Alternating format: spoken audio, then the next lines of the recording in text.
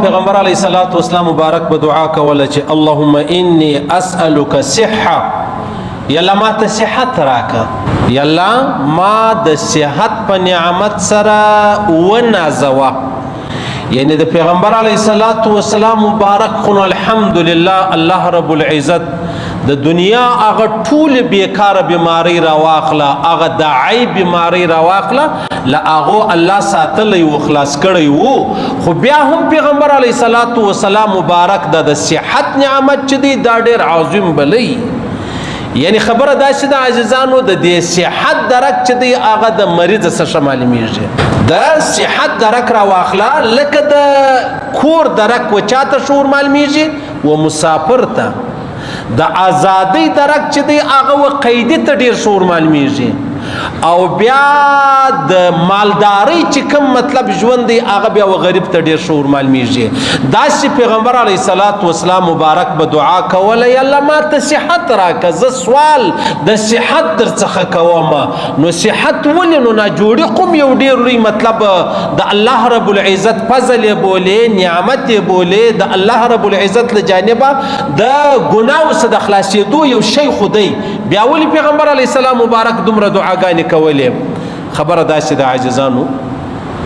دا بیماری نه ده نه جوړي، دا یو نعمت دی، دا یو نعمت دی. څنګه نعمت دی؟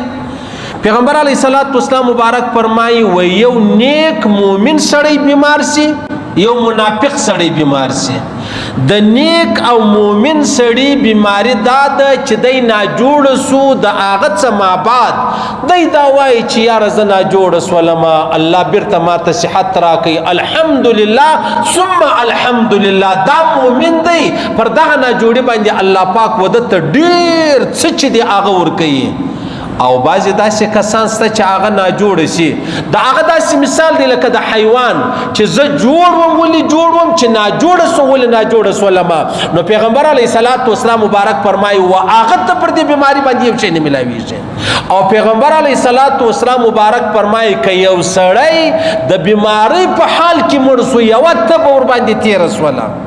یوه تبه ور باندې تېره سو او دی مړ سو پکې، پیغمبر علیه الصلاۃ والسلام مبارک فرمایي دا د شهید مرتبه ده و ده ته به الله د شهید مرتبه چې د هغه ورکوي. او پیغمبر علیه الصلاۃ والسلام مبارک فرمایي چې کله یو سړی بیماری په دغه بیماری کې الله رب العزت د ګناوي رضوي، داسې ګناوي رضوي، دا د ګناو کفاره نه ده.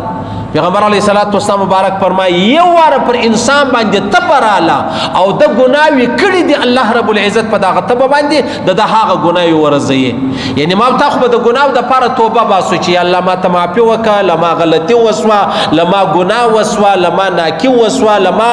مطلب ستا نافرماني وسوله، موږ به دا وایي بیا الله موږ معافوي. پیغمبر علیه السلام مبارک فرمایي چې کله یو سړی بیمار سي الله رب العزت هغه ګناوي د په دې بیماری باندې ورزوي. نو معلومه دا سوه چې خالی توبه نه ده، دا مشکلات، دا مصیبتونه، دا غمونه، دا پریشانی په دې د انسان ډېرې ګناوي چې د هغه رزیږي. نو یو صحابي به ویلې ولی الله ته ما داسې بیمار که چې زما تبه یې زه له دینه راګرځېدلی نه یم. دا څونه لوی مطلب د اجر خبره ده. وایي بیا به ټول عمر د ده تبه وله، خو د لمانځه له تهجد له جهاد له علمه له درسه دی راګرځېدلی نه و. بس پر هغه بیماري د الله رب العزت څه غوښتل؟ هغه مطلب اجرونه چې دی هغه غوښتل. نو پیغمبر علیه الصلاۃ والسلام مبارک به دعا کوله چې یا الله ما ته صحت راکه. ولې صحت درکمه؟ صحت د دې دپاره ډېر ضروري دی عزیزانو چې ما او تا و څونه ډېر بیماران دي مریضان دي هغه لمانځله نه دي راغلي. ولی وجه دا ده چې زما صحت و ما ته اجازه نه راکوي، زه دوه قدم اخیستلی نه شمه، زما ګوډې خوږېږي، زما ملا خوږېږي، زما پر سر چکر راځي، زه نور بیمار یم مریض یم. نو چې کله الله تا ته صحت درکوي په صحت کې به خامخا جوړ او روغ سړی چې دی هغه لمنځونه کوي. او کې نه کول بیکاره سړی و هغه چې جوړ هم یې نه کوي. خو ناجوړه سړی وایي کاش کې ما صحت درلودی زه به لمانځه راغلی وای. او کله چې دی بیمار شي بیا لمانځه را نشي د دې ناجوړۍ د وجې الله پاک په کور کې وده ته د دې جومات ثوابونه چې دی هغه ورکوي. د چا چې نیت برابر ولو، د چا چې فکر برابر وو چې زه معذوره یم، زه مجبوره یم. وایي په جیل کې یو سړی و په جیل کې به دا سړی د جمعې ورځ سوله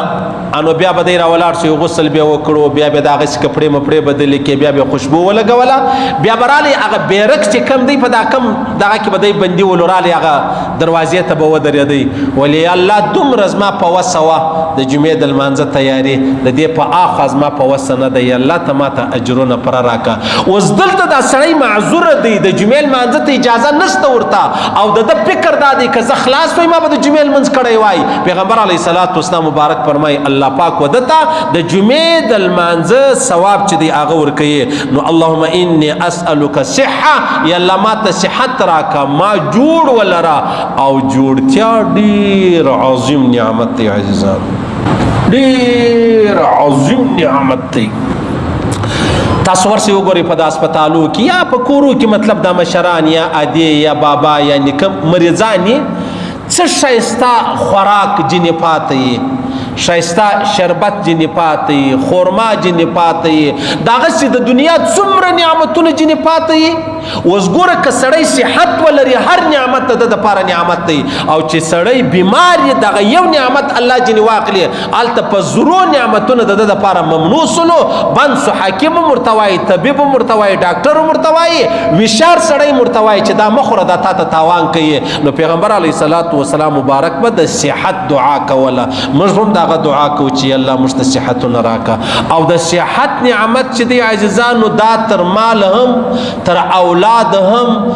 ډیر مهم دی هر سړی دا وایي هغه وایي کاش کې ما دا کور بنګلا کوټۍ موټر نه درلودی خالص ما صحت درلودی زه په بدن باندې جوړ وای بس ما نور څه نه غوښتو نو پیغمبر علیه السلام مبارک به دا دعا کوله او دغه دعا بیا عبادت دی چې موږ یې کوو پر دغه دعا باندې الله پاک او ما ته اجرونه راکوي چې الله ما ته صحت راکړه نو یا خو به الله صحت راکوي که صحت نه و د الله رب العزت پیرزوینه او حکمت بل ولو نو ما ته پر دې باندې اجرونه ملاویږي پر هغه دعا بیا په قیامت کې ما ته ثوابونه چې دي هغه ملاویږي نو پیغمبر علیه السلام مبارک په یو دعا دا کوله چې الله ما ته صحت راکړه د ځان دپاره بد دعا مه کوئ ډېر انسانان ستا هغه ځان ته بد دعا کوي خپل کور ته بد دعا کوي خپل اولاد ته بد دعا کوي و خپل موټرو دکاندارۍ ته بد دعا کوي پیغمبر علیه السلام مبارک فرمایي داسې نه چې د قبلېدو ټیم یې تر ټولو زیات په بیا ته وژاړې چې په ما باندې څه فساد چې دی هغه وسلو صحیح سلو نو پیغمبر علیه السلام مبارک به دعاګانې کولې په هغو کې یوه دعا دا وه چې الله ما ته صحت را نصیب کړه او صحت ډېر لوی نعمت دی چې څوک بیماران دي الله دې شفای کامله او نصیب کړي خاص کر په هسپتال کې څومره مریضان پراته دي سبحان الله الله اکبر انا لله و انا الیه راجعون دا یو د زړه مرض راواخله هغه د زړه حمله چې بولي اټیک چې پر چا باندې راسي نو تی پوښتنه وکړئ عزیزانو هغه متیولا تراب ویلې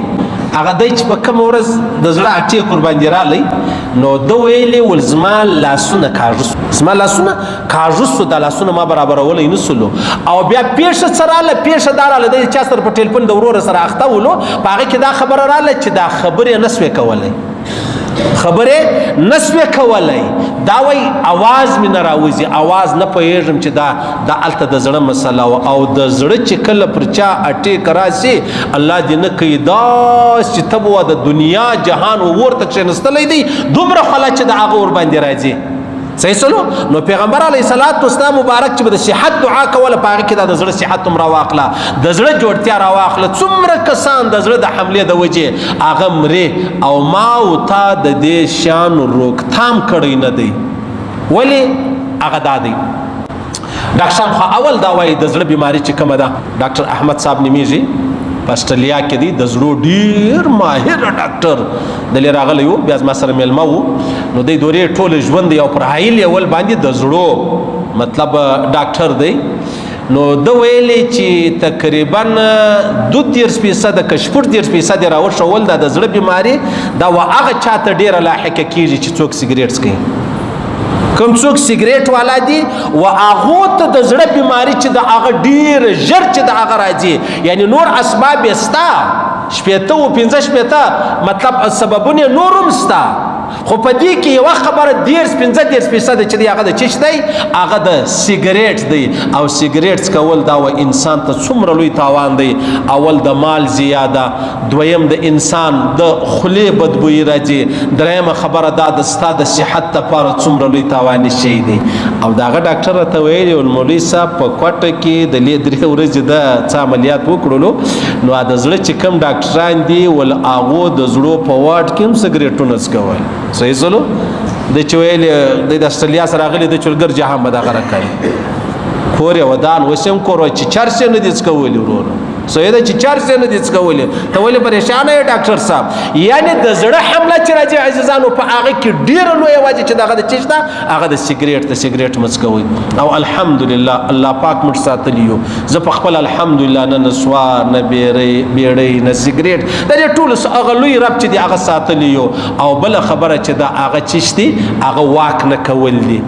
سړی چې واک نه کوي یعنی دغه ماهر خلک وایي ته به څه کوې کم سے کم د ورځې به 40 منټه ته واک کوې ته به ګرځې راګرځې چې وګرځېدلې ستا د زړه چې کومه حمله ده یا بیماري ده یا پریشاني ده هغه څه کېږي هغه له تا لرې کېږي او دغه ډاکټر ما ته ویل چې یو ټیسټ راغلی دی یو مطلب دا ټیسټ به ته کوې بیا به و تا ته د ښکاره کوي چې د زړه حمله راځي که نه راځي که راځي 100% ده که نه راځي 100% ده د دې به ته خامخا ټیسټ کوي هغه بیا موږ نه ورپارغه سوي نو ولې به نه ورپارغه کېږو خو د ځان خبره به باید چې موږ وکړو دا علاوه ټیسټونه ستاسو موږ ځانوي هسپتال اړیا هسپتال چې کوم خلاصوي په دې کې هم کول کېږي یو 15,000 روپۍ به غواړي هلته د زړه زما اوس نم نه دی زده چې هغه کوم ټیسټ دی